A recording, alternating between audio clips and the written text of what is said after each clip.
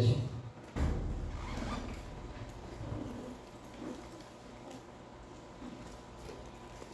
A partir do versículo 7.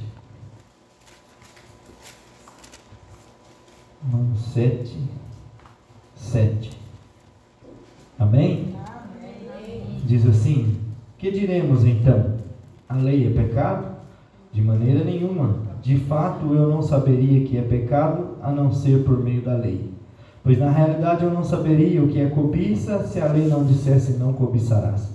Mas o pecado, aproveitando a oportunidade pelo mandamento, produziu em mim todo tipo de desejo cobiçoso. Pois sem a lei o pecado está morto.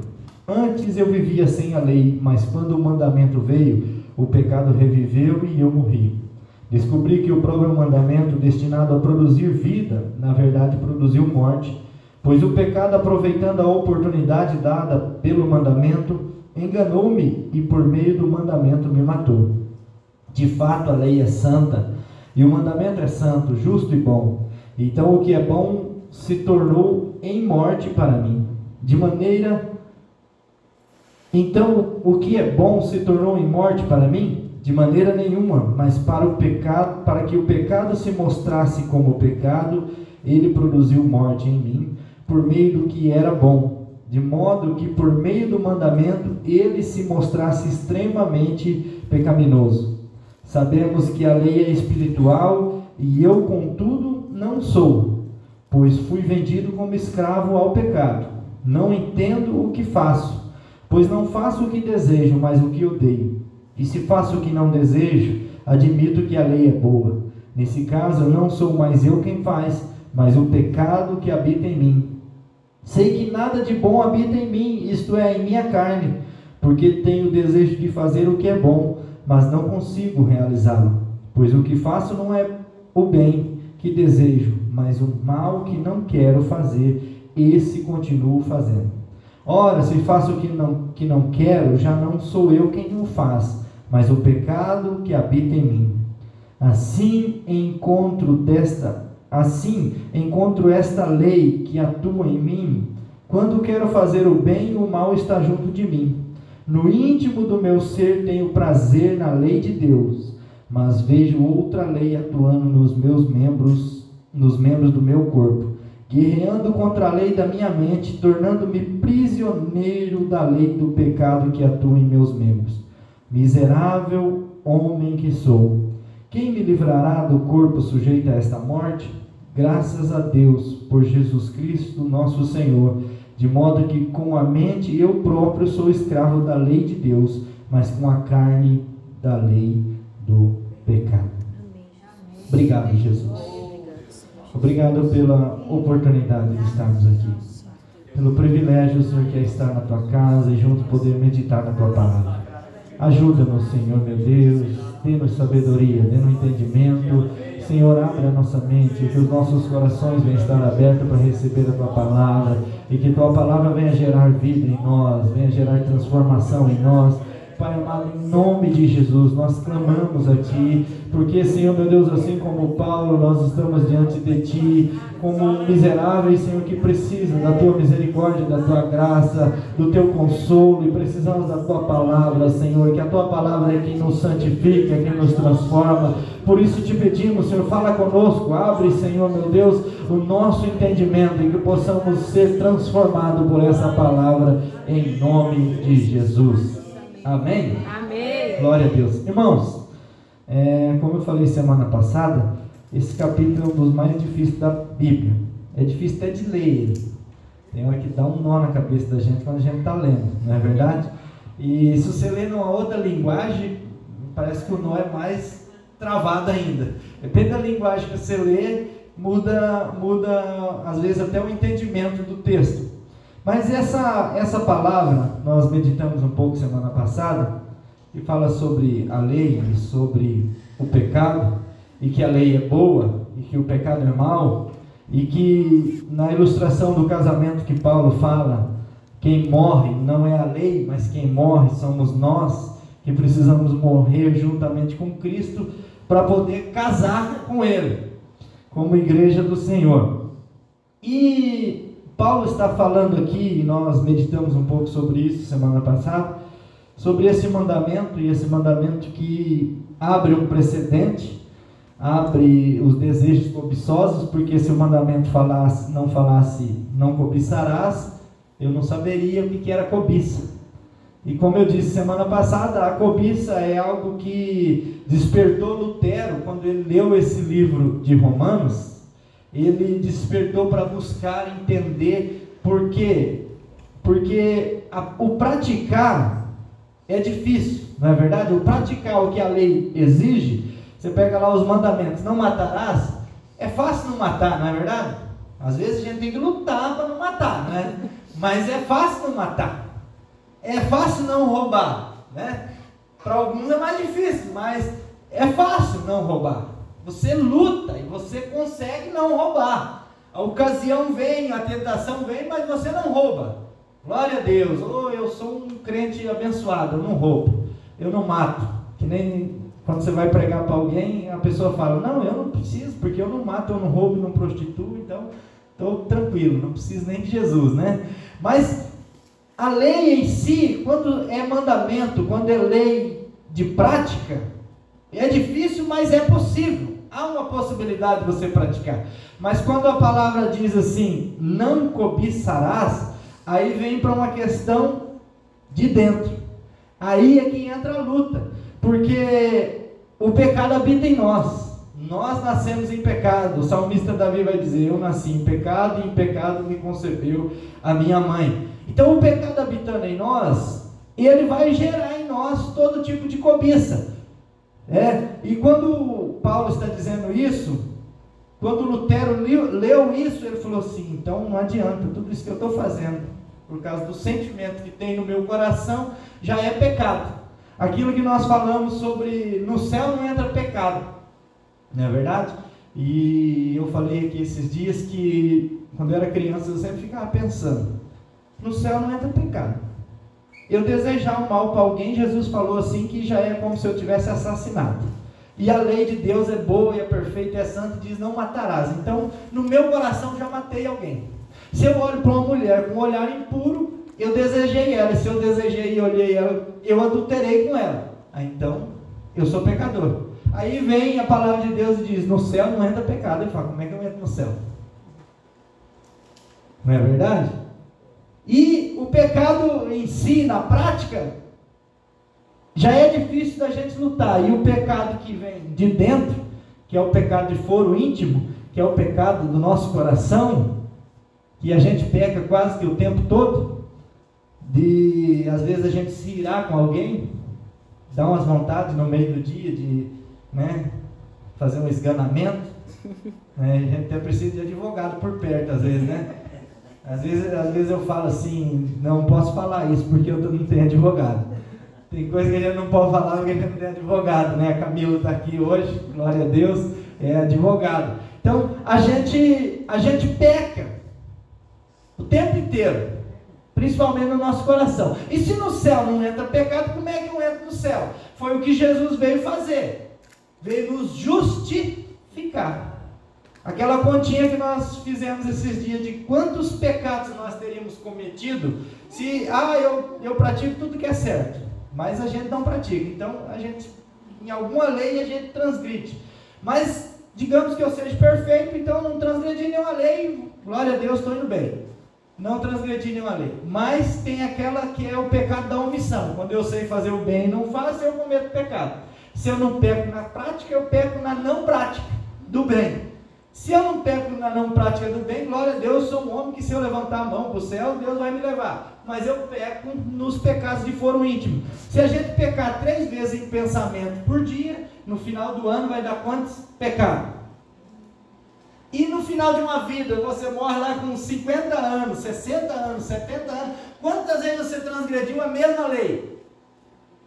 Aí entra o advogado que vai defender uma pessoa que pecou 50 mil vezes, errou 50 mil vezes no mesmo crime.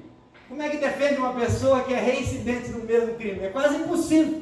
Aí você chega diante de Deus e fala assim, Deus, é 50 mil vezes só, né? Não tem como perdoar. Mas daí vem Jesus e nos justifica, nos torna justo. E foi o que ele fez. E daí o que Paulo está falando, até aqui ele falou sobre essa justificação, e ele entra na outra questão. Nós fomos justificados com a morte de Jesus, quando aceitamos Jesus, quando entregamos a nossa vida a Jesus. Agora entra outra parte que começou no capítulo 5, no 6 e no 7, que é a santificação. Paulo começa a falar de santificação, e quando a gente lê esse texto, a gente vai ver que Paulo está falando sobre a lei. E às vezes as pessoas leem esse texto e falam, não, a lei não presta, a lei não vale mais, não serve mais. Não, a lei já não é mais autoridade sobre nós, mas a lei é manual para nós vermos e enxergar o pecado que está em nós e procurar a graça que nos purifica. Então Paulo está defendendo aqui a bondade e a santidade da lei. Porque assim, se um bandido rouba, ele roubou e ele vai ser punido. Digamos que ele fosse condenado à morte, porque aqui o que Paulo está dizendo é que o pecado, a transgressão gera morte. Então uma pessoa roubou e foi pego. É a lei que é má ou é ele que é mau? É ele, porque ele transgrediu a lei. A lei é boa, a lei é perfeita, a lei é como um marido perfeito, que faz tudo para agradar a mulher e ele é perfeccionista. Mas a mulher, que somos nós, somos atravessados, atrapalhados, bagunçados, preguiçosos muitas vezes. Então tem essa dificuldade. Então a lei, ela não é o problema é o pecado que habita em nós. E o pecado que habita em nós é que faz com que nós caminhemos para morte. Porque o pecado gera isso. Mas Paulo vai dizer, a partir do versículo 14, ele diz assim: sabemos que a lei é espiritual, e eu, contudo, não sou. Aqui é uma questão interessante que é muito debatida e que algumas pessoas falam que não é Paulo, que Paulo não está falando de si, que essa luta de coração, de espírito e carne, não é ele que está falando de si mesmo. Mas quando a gente lê o texto, e quando a gente chega no final do texto, não é um incrédulo falando, não é sobre um incrédulo que está falando, porque o incrédulo, irmãos, ele não, apesar de entender o que é pecado, apesar de ter uma consciência de que testifica no seu espírito o que é certo e o que é errado, mas ele não tem problema em pecar. Então quando Paulo está dizendo assim, sabemos que a lei é espiritual, eu contudo sou carnal, ele está falando de si, ele está falando de uma experiência que ele tem com relação ao pecado.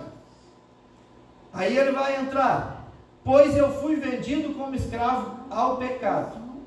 Não entendo o que faço, pois não faço o que desejo, mas o que eu odeio. Um pecador mundano, uma pessoa que não conhece a Jesus, não conhece a lei de Deus, ele odeia o pecado? Não, porque na cabeça de um pecador, o pecado é liberdade, o pecado é vida, o pecado é você estar livre para fazer o que você quiser. Então ele não odeia o pecado. Então quando Paulo está falando assim, eu não entendo o que faço, pois não faço o que desejo, mas o que eu odeio. Pensa que a gente é atacado por isso o tempo todo, durante o nosso dia. Você já parou para pensar? Quem fala muito, quem faz fofoca, quem conversa demais, é tentado o tempo todo, porque perto de você vai vir uma pessoa com uma conversinha para você passar essa conversinha para frente, ou para você se empolgar nessa conversa e falar também a mesma coisa, ou até pior do que aquilo que está falando. A gente é atacado todos os dias. A pessoa que tem uma cobiça muito grande, não só no sentido sexual, mas no sentido geral da vida, tem muita inveja, pessoa que tem muita vontade de ter o que é dos outros, pessoa que tem muita ambição, a gente é tentado nisso, não é verdade? Então Paulo está falando assim, eu não faço o que eu desejo, mas o que eu odeio. Porque um crente, irmão, sabe o que é pecado, e quando a gente sabe o que é pecado, a gente abomina e odeia o pecado. Mas a dificuldade de deixar de praticar esse pecado, e não é nem a prática em si, o fazer, mas é o que passa por aqui e por aqui. Porque quando a gente lê Jesus, irmãos, um dos textos que a gente mais foge é o Sermão da Montanha. Não é verdade? Porque é um texto que você fala assim, meu Deus, não tem esperança para mim. É ou não é? Você experimenta ler lá e começar a pensar no que Jesus está dizendo, você fala assim, não tem jeito. Como é que eu faço? Daí quando você vê Paulo, apóstolo, um homem, irmãos, que ele falou assim, ó, eu era hebreu de hebreus, quanto à lei eu era fariseu, e irrepreensível. Agora esse homem conhece Jesus, está servindo a Jesus, conhece o Evangelho, e ele vem e fala assim, ó, não entendo o que eu faço. Por quê? Porque eu não faço aquilo que eu acho que é bom, eu faço aquilo que eu odeio. Então Paulo vem e dá, graças a Deus que não é só eu, ainda bem que Paulo também era problemático. Passava pelos mesmos problemas. É aquilo que a palavra vai dizer lá em Tiago sobre Elias, que era um homem sujeito às mesmas paixões que nós. Mas ele orou e por 3 anos e meio não choveu. E depois ele orou e voltou a chover. Homem sujeito à mesma paixão. Porque, irmãos, quando a gente...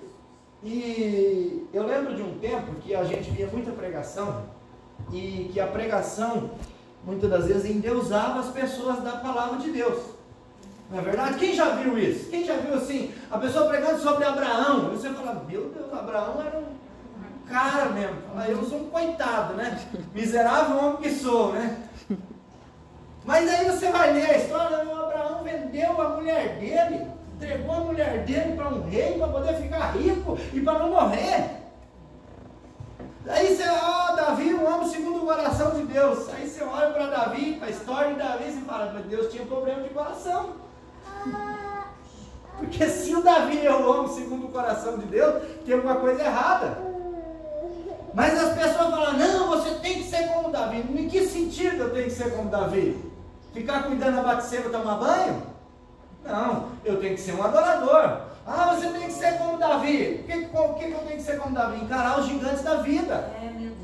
Mas às vezes as pessoas endeusam a pessoa da palavra e esquece de falar que a Bíblia não esconde a fraqueza de ninguém. É verdade, sim. Aleluia. A Bíblia não esconde a fraqueza de ninguém. E esse homem que falou assim, quanto à lei eu sou irrepreensível, agora ele está falando assim, é o seguinte, gente, não entendo o que eu faço, porque eu faço o que eu desejo, eu não faço, mas eu faço o que eu odeio. E se eu faço o que não odeio, admito que a lei é boa.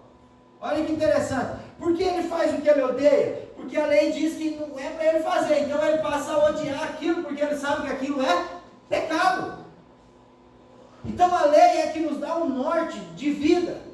A lei é que nos demonstra quando a gente está com o rosto sujo, que eu falei semana passada. A gente está com o rosto sujo, mas a gente não sabe. A gente está com feijão no dente, mas a gente não sabe. A lei é o quê? É o espelho que vai mostrar para nós que meu rosto está sujo, que meu dente tem feijão e que eu preciso lavar. Mas a lei não lava, ela é insuficiente, ela não tem poder para salvar. E o que eu faço? Eu vou na bacia da graça de Deus, que é a cruz de Cristo, e lavo meu rosto. Aí sim, eu estou limpo. Mas o decorrer da vida suja o meu rosto novamente, suja a minha vida novamente, porque eu continuo habitando com o pecado em mim. Eu caminho na vida, mas o pecado continua habitando em mim. E esse processo da justificação para a santificação é uma caminhada, e nós só vamos ser livres totalmente da influência, do poder e totalmente do pecado, é na glorificação. Então tem esse processo para passar. A santificação é o que? A palavra vai nos limpando.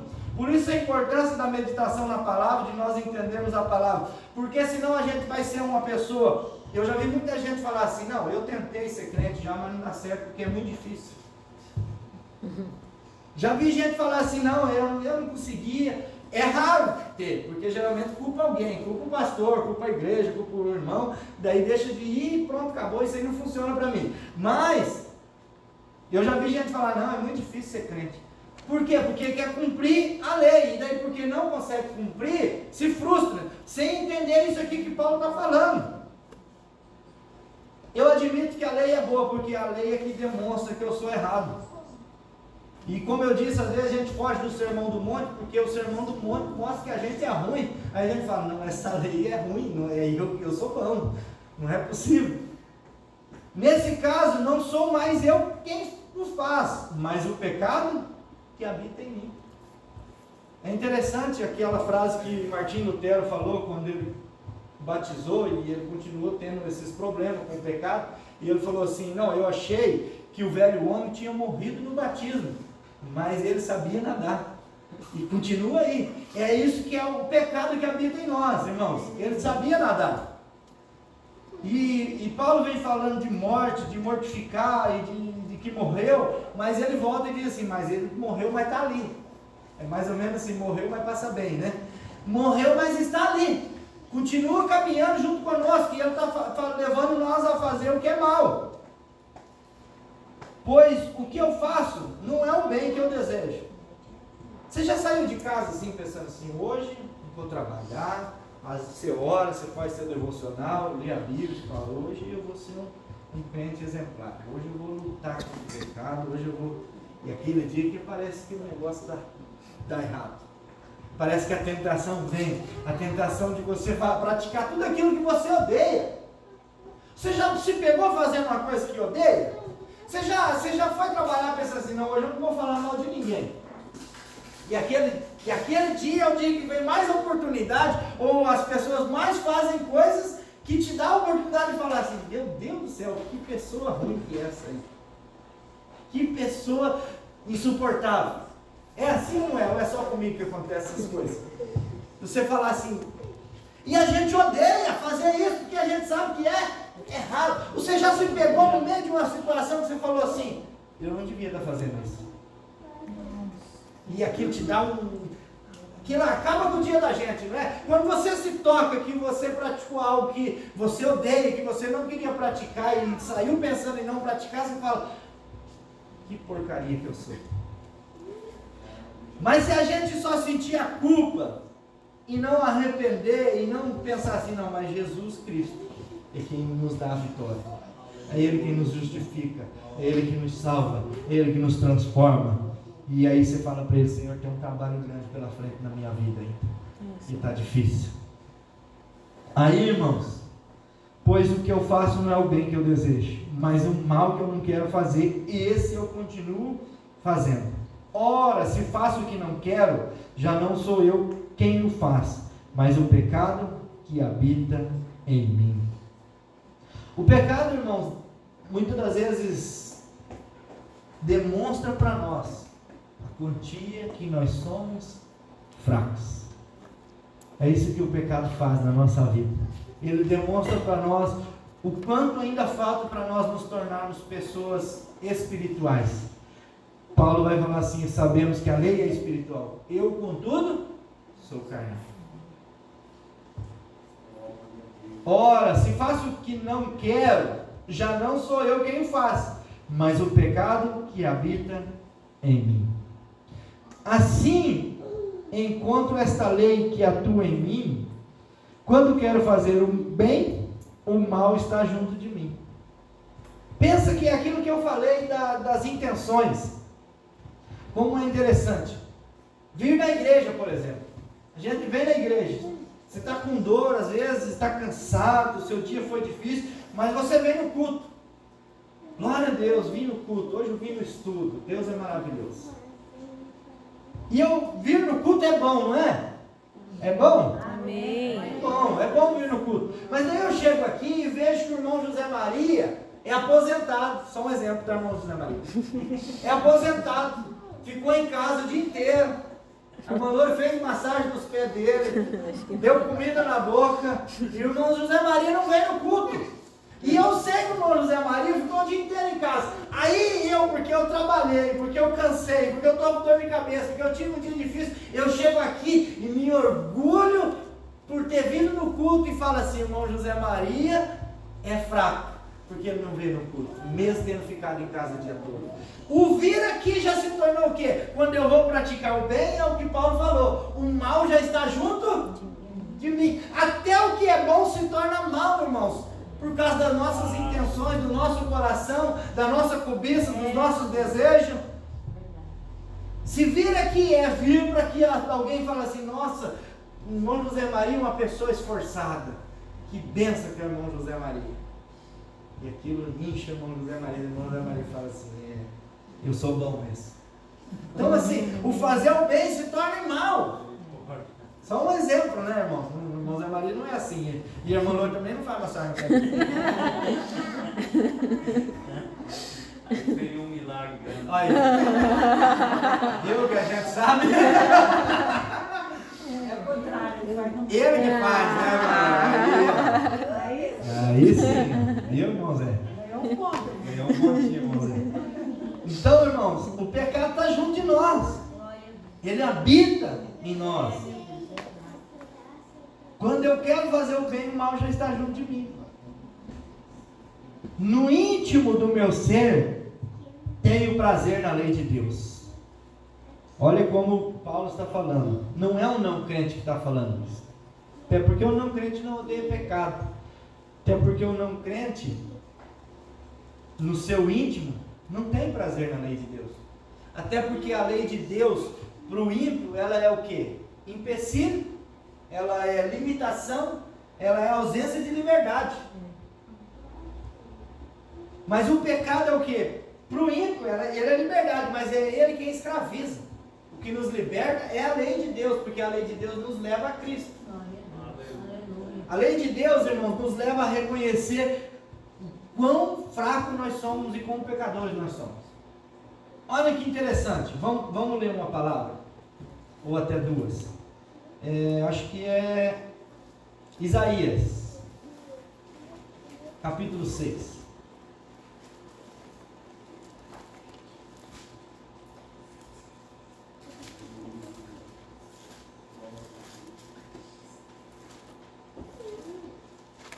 Olha o que Isaías diz, quando o rei Uzias morre, e ele tem uma visão no templo, e ele viu os serafins voando, e gritando, santo, santo, santo é o Senhor, e quando ele vê isso, ele, no versículo 5, ele grita, a Bíblia diz assim, então gritei, ai de mim, estou perdido, pois sou um homem de lábios impuros e vivo no meio de um povo de impuros lábios. Os meus olhos viram o Rei, o Senhor dos Exércitos.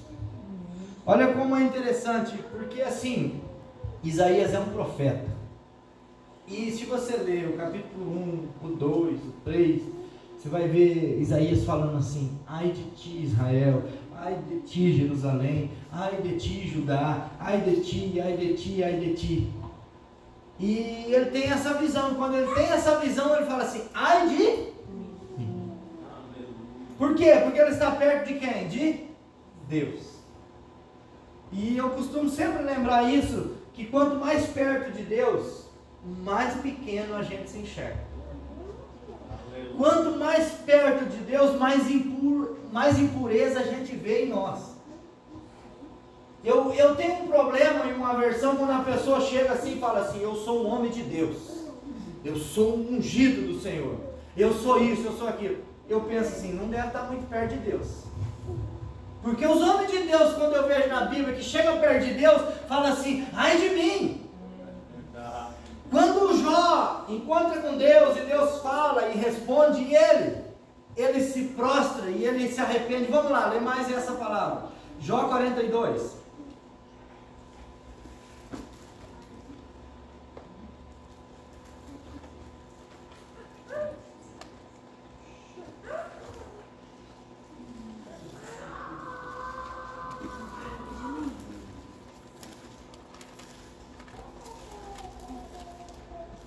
Fugiu o Jó da minha vida.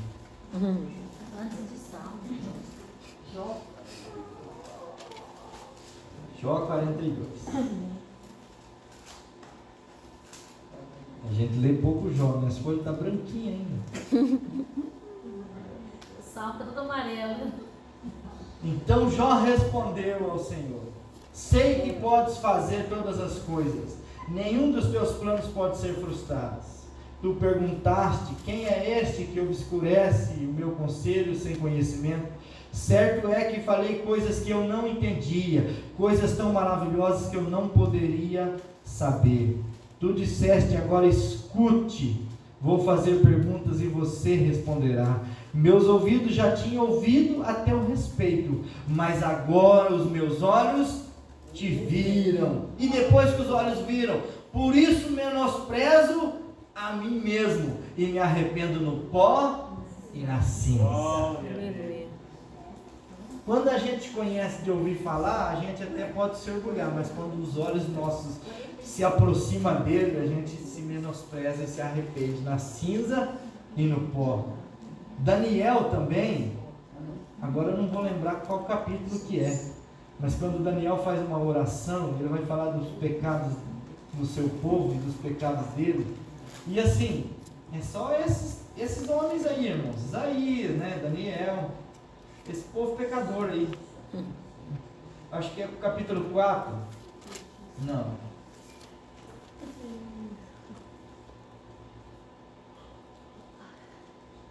Eu não vou lembrar agora. Mas ele faz uma oração. Se eu lembrar depois eu mando para vocês. Ele faz uma oração e ele diz assim: eu me arrependo dos pecados. Pensa assim, ó, Daniel. A Bíblia não relata nenhum erro de Daniel. E ele, diante de Deus, quando ele está orando, ele fala assim: eu me arrependo da minha fraqueza.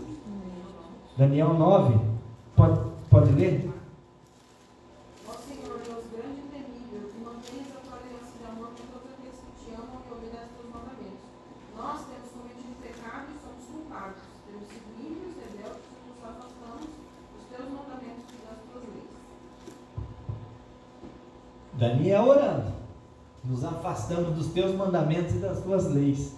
Então, Isaías viu o Senhor e falou: ai de mim, porque eu sou um homem de lábios impuros e habito no meio de um povo de impuros lábios. Jó fala assim: antes eu tinha ouvido falar, mas agora os meus olhos te viram, então eu me arrependo na cinza e no pó. Daniel vai e faz essa oração. Você vai ver Pedro diante de Jesus, quando Jesus entra no seu barco e prega ali no barco, e depois fala para Pedro: vai para a água mais profunda, e falou para ele assim: lança a rede do outro lado. E quando ele lança a rede, ele pega um monte de peixe, e ele olha para Jesus, se prostra diante de Jesus e fala para Jesus: retira-te do meu barco, porque eu não sou digno de estar na tua presença. Então, irmãos, quando você está perto de Deus, a dignidade humana é nada diante da grandeza de Deus. Como que, eu tenho orgulho porque eu sou um homem de Deus, sou abençoado, eu sou isso, eu sou aquilo. Não somos, porque estamos longe de Deus. Porque quando a gente está perto de Deus, a gente fala como Paulo: assim encontra essa lei que atua em mim. Quando eu quero fazer o bem, o mal está junto de mim. Porque até aquilo que é bem, quando a gente pratica, se torna mal em nós por causa do nosso orgulho, por causa da cobiça, por causa do pecado que habita dentro de nós. E a gente vai ler esse texto e ele vai dizer assim: mas no íntimo do meu ser, eu tenho prazer na lei de Deus. E isso é que faz com que a gente entenda e enxergue os nossos pecados, é ter prazer na lei de Deus. Ter prazer na lei de Deus nos aproxima de Deus, no sentido de que, se eu reconheço que sou um pecador, não tem outro lugar para se estar senão na presença de Deus, senão aos pés da cruz. Esse reconhecimento é só de um crente sincero a Deus, é que consegue reconhecer que é pecador, que é impuro e que precisa da misericórdia de Deus e da graça de Deus e do perdão de Deus. Mas vejo outra lei atuando nos meus membros, guerreando contra a lei da minha mente, tornando-me prisioneiro da lei do pecado que atua em meus membros. Miserável homem que sou. Há uma batalha na mente, há uma batalha nos nossos membros, há uma batalha entre a carne e o espírito dentro de nós. E Paulo está falando sobre isso, que está guerreando contra a lei da minha mente. E o que ele tem na mente? A lei de Deus. E ele diz assim: eu tenho prazer na lei de Deus. No íntimo do meu ser eu tenho prazer na lei de Deus. Mas eu vejo outra lei atuando no meu corpo, guerreando contra a lei da minha mente, tornando-me prisioneiro. E é interessante a gente pensar isso, porque a gente sabe o que é certo, mas a gente faz o que é? Então só o saber não resolve. Porque não é o que eu sei, mas o que eu faço. E a gente viu isso de pessoas que sabem muito e que agora já não sabem mais nada. Porque deixou de fazer aquilo que Deus espera que ele faça. Aquilo que atua no corpo foi mais forte do que aquilo que atuava na mente. E a mente se tornou corrompida. E agora esse prisioneiro se tornou prisioneiro totalmente. Não tem a capacidade de falar: miserável homem que sou, quem me libertará do corpo sujeito a essa morte? Aí há quem diga que Paulo está usando a ideia da filosofia grega, de que o corpo é bom, é mau, e a alma é boa. E Paulo está falando: quem me livrará desse corpo? Então está igual o Platão, né, que morreu, tomou o veneno lá, dando risada, porque achava que morrer, o corpo morrer seria bom, porque a alma ia para o mundo das ideias. Está lá no mundo das ideias, eu acho, né? Então há quem acredite que Paulo está usando essa ilustração, mas também há quem acredita que Paulo está usando a ilustração daqueles condenados que ficavam amarrados a defuntos. E esse defunto amarrado nessa pessoa viva, condenada, ela ficava apodrecendo ali, e os bichos comendo esse defunto passavam a comer também o vivo. Era um tipo de julgamento feito na antiguidade, e que Paulo está usando isso como ilustração. Está caminhando com o defunto amarrado nas costas, e ele fala: miserável homem que sou, quem me libertará do corpo desta morte? Aí no versículo 25 vai ter a resposta para Paulo e para nós. Graças a Deus por Jesus Cristo, nosso Senhor, de modo que com a mente eu próprio sou escravo da lei de Deus, mas com a carne da lei do pecado. Mas quem que nos livra do corpo dessa morte? Deus, por intermédio de Jesus Cristo. Aleluia, glória a Deus. Amém. E daí vem a boa notícia do capítulo 8, no primeiro versículo. Portanto, agora já não há condenação para os que estão em Cristo Jesus. Aleluia. Como a palavra de Deus tem resposta para nós. Verdade, Senhor. Coloque-se de pé. Que você possa ter entendido isso, que a graça de Deus, que o poder de Deus, que é Jesus, que não é nós, e que é o Espírito Santo que nos transforma e que nos ajuda a vencer, mas que a lei é boa, porque a lei revela o que é errado, o que é pecado. A lei é santa, a lei é perfeita. O problema é nós, o problema é o pecado que habita em nós.